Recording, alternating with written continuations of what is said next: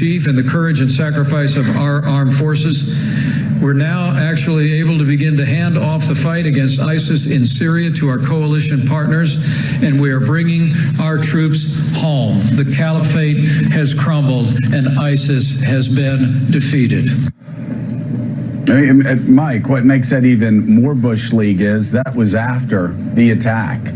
The attack where 4 Americans were killed, twice as many as had been killed in a 2 to 3 year long deployment. And boy, you listen to Lindsey Graham, Marco Rubio, and we'll play some of those clips next block. There are more than a few Republicans suggesting that it was Donald Trump's retreat from the region and him handing it over to Vladimir Putin and Erdogan and the mullahs in Iran and Assad that actually encouraged ISIS to attack yesterday.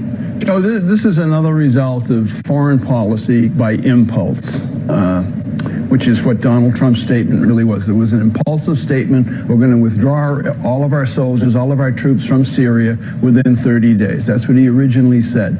And now Vice President Pence yesterday speaking about ISIS as it has been defeated. It has not been defeated.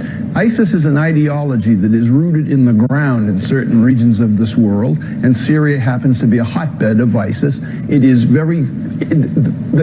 it's thriving to a certain extent. It is not going away. It has been diminished. There's no doubt about that, but it is not defeated.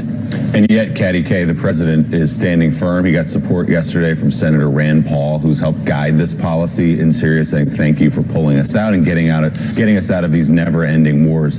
There's don't get the impression, and Jonathan can speak to this too, that the president is even reconsidering the idea of getting out of Syria. No, the president came in saying he didn't understand why Americans were fighting around the world in bits of the world that didn't really concern America, and it played into this narrative that he has that America is somehow being taken advantage of in other countries. Why are American troops there in Syria? Syria is far away. It doesn't really affect us. But Mike is quite right. Look, we had not just the attack yesterday in Syria, we had the attack the day before that in Kenya, also Islamic militants. This is a dangerous ideology that is clearly right there. And whilst in the White House I could see, you might say, well, if America, and some White House aides have suggested this, if we hadn't been there in the first place, then those 4 Americans wouldn't have got killed in Syria. But as any military strategist would be prepared to tell them, and I'm sure General Mattis told them this, it's a very different thing, the idea of going in, to once you're there, then pulling out. And once you're there, then pulling out in circumstances where the ideology is still strong and you are putting yourself and your allies at risk.